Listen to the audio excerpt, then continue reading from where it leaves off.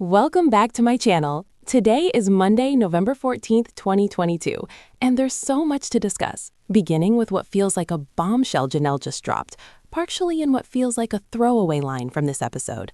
The Expanse may not be focusing on Juliet. This immediately follows that blowout argument in which Kody, Robyn, and Mary behaved, well, let's say badly. There's crying, anger all over the place, and then right after, this quiet bombshell lands, which to me is the most important part of the whole thing, with Janelle's revelation. Why? Well, she tells us right flat out what she knows is happening. Kody and Robyn are taking economic advantage of her. They've made her a pawn and put her right where they can keep her, where they want her, to depend on them and nothing else. This, I think, is what Kody does to keep her right where he wants her. It is astounding to see how low they will go, entrapping and exploiting her like this. And this really helps to prove my point earlier that this situation is clearly trafficking. Using the women like that as if they are simply vessels for getting the finances, all for Kody to chase his own dreams, like moving into his favorite wife's mansion, is despicable, leaving the others with nothing. I mean, right, it's not as if the RV isn't kept too well with the kind of dirt that suggests squalor, but the point is that this girl has nothing going for her, and it's for the taking, because of what Robyn and Kody. Right, let's get on with this clip, which is a real doozy. But before that, would you mind if you gave me a huge favor? You could hit the like button if you haven't done so yet, and if you haven't subscribed to our channel yet, please feel free to subscribe.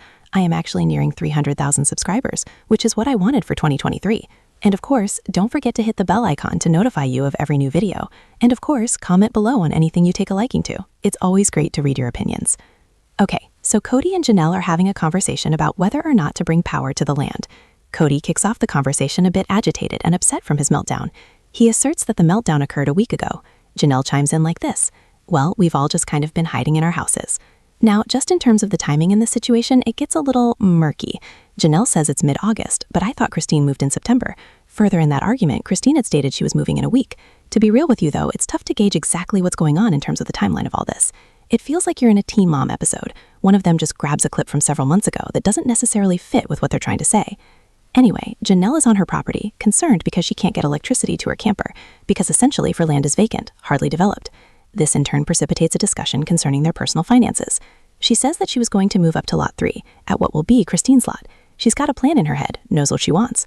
But what's the catch? They still have to pace the land, but they do not have the money to do it. Without that, they cannot get the lots planned out the way they have to get it done. I'll spare you the details of the whole conversation, but the essence of it, I suppose, is that Janelle has come up with a plan. She'd like to put up a casita. She's already visualizing what it'll look like, and she's even got blueprints ready. Of course, she could obtain a building permit for the thing if she wanted to. However, there's a catch. She'd like to put it up in a lot that hasn't exactly been subdivided yet. Well, here's where things just get even messier.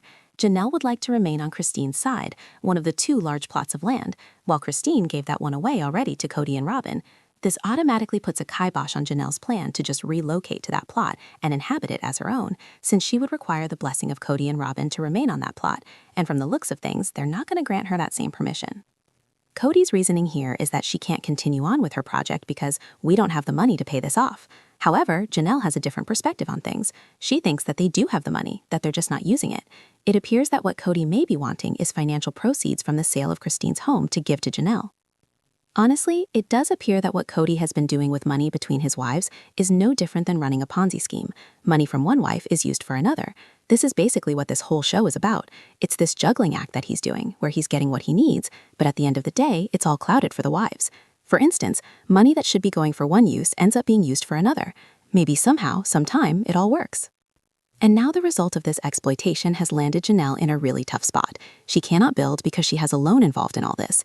The only lots Janelle actually has ownership of come with a loan, which means she has no equity in the land.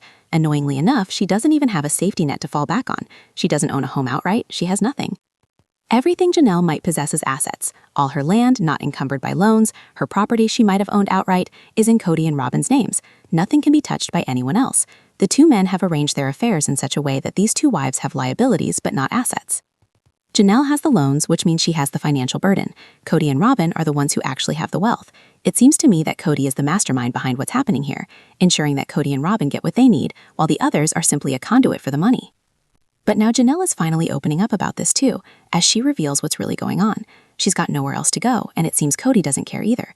She remembers that he was angry when she left the first apartment to the second apartment in Sacramento, when in fact the second apartment was much larger. He and Robyn have a beautiful house on the hill, and then Janelle has nothing. He has never been engaged with her housing, she says bluntly. He did not care about her moving from one house to another. The first house was too small, the second one was too old, even though that one was larger.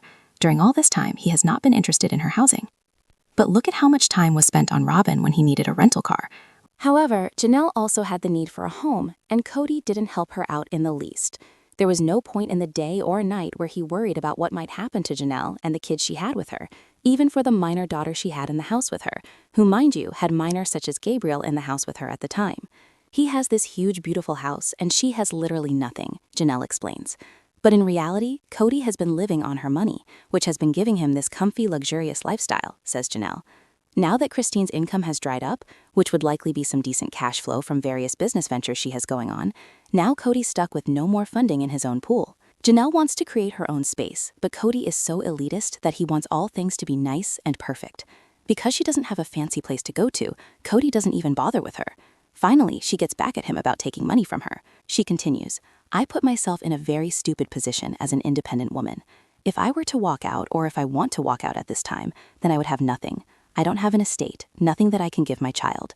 My hands are tied. Everything that I own has somebody's name on it." She hasn't gone fully into detail on how they took the money, but the point that she's making here, one that resonates, is that she's left herself in a situation where she literally can't get out because she has no assets in her name. Kody has left her with nothing. They purchased the land in the Coyote Pass, and Kody had his interests in it, but then they had to purchase a house for Christine, and then a house for Robyn thereafter. Now, of course, they did not have to buy a house for Robyn, but Kody cajoled and bullied her into doing so. Remember how they fought in the season? Robyn did not think the funds would be well spent in their plans to develop Coyote Pass, but Kody cajoled and bullied her into doing so. And where did that money even come from? Kody got it from Janelle. She'll tell you all about that in a minute, but the thing is, she has no assets. Then the other wives are talking about assets, working together. It's great that they have all this stuff in their name when really it is all in Robyn's. Janelle is contemplating leaving. Even she acknowledges, "I have nothing. If I wanted to leave, I can't." This moment has immense significance. She doesn't just mean money. She's also realizing how trapped she is. To be frank, you don't make a statement like this unless you're contemplating your next move. She says, "I gave half of the proceeds from my house, to Robyn, to help her buy the house she's living in now. But they withdrew a..." So what was Kody's plan to obtain money for our house that he would ultimately live in most often in this relationship dynamic? He would exploit Janelle. Yes, that's what he did, because he knew he wasn't going to be staying in any of their houses because he wanted that mansion. And he essentially gave himself that gift because he would be staying in that house most often, and she trusted him. Meanwhile, the joint account that they maintained for family spending is emptied out for this purchase. This was supposed to be spent on building. Janelle has nothing left and requires funding to settle her own bills. This comes after she thinks that Kody has money. However, as seen before, that isn't the reality. Janelle notices that they do have the money. It's still in the account. It's at the same level as it was in before they withdrew all the cash. Kody says they do not have the money. Janelle asks, "I want my turn," and Kody says, "It's not your turn." The truth? The guy was taking money from her with no plans to return it, and now he just doesn't seem to care. Frankly, it seems as if he's literally trying to kick her out so he can avoid dealing with the aftermaths of his own stupid choices. The guy is effectively stealing money from these women that believe they are doing it out of love, when in reality, he gets what he wants in return, neglecting their needs in the process. This is what exploitation, or trafficking as some might call it, looks like. It wasn't simply a matter of looking to finance Christine's or Robyn's houses, but about his needing the cash right away.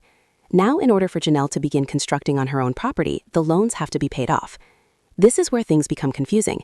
Janelle notices that the account has the same amount in it as it did after the last drain on it.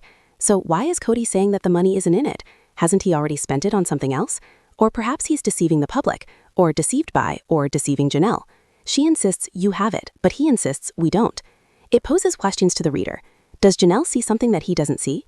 Is he channeling the money to other places? Is he deliberately misinterpreting to her the availability of funds?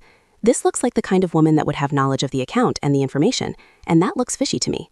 Janelle can access the bank accounts and must know what's really in there. It appears that either Kody is lying to her about the money not being available because he doesn't want to give it to her, or he has already blown it on Robyn and other projects of his own that he's involved in. That's why he was so upset when Christine decided to move out. He needs that money. That is why there's such chaos. It all comes down to the bottom line, money. So many of you have said it. It's all about the money. Kody required the equity that Christine had, and he also required Janelle's cash for some other thing.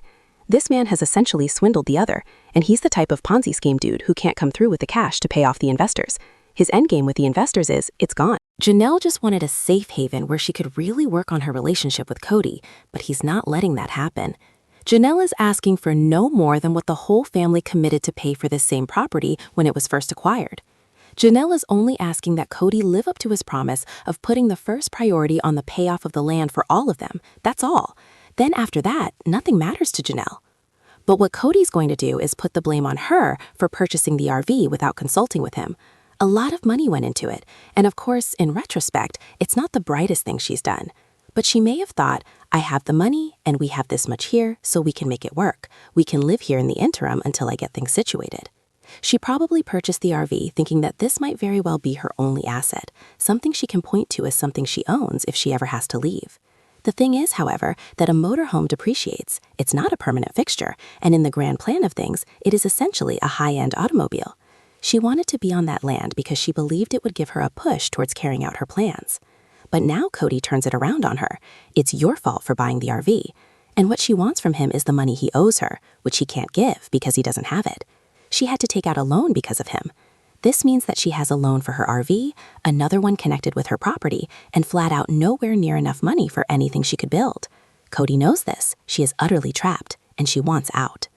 Here's the interesting part. If she does walk out on the man she just met, is she looking to construct something she can flip, the house she can sell and take money with her, or is she thinking about settling in? Whatever the case, she is adamant that if I leave, I have nothing. Just think about it. What would make Janelle say, if I leave, I have nothing, if she's not seriously contemplating a move? Kody has been stealing money from her, making her promises he didn't plan on keeping, and now he's getting ready to point to her purchase of the RV as the cause of their family's dissolution. Their level of communication is obviously poor, and I think Janelle was kind of fishing for a solution, possibly a lifeline for a full-blown escape strategy. Either way, Kody has been taking advantage of her financially and taking away all of her resources. He's been doing this for years. This is the reason why she stayed with him for so long, because he has never been bothered with her accommodation. But what's going on in the bigger picture? Kody and Robyn are exploiting these women for their own ends, for their own money. Robyn is fully on board in all of this because what she wanted in her relationship with Kody were those financial rewards, to be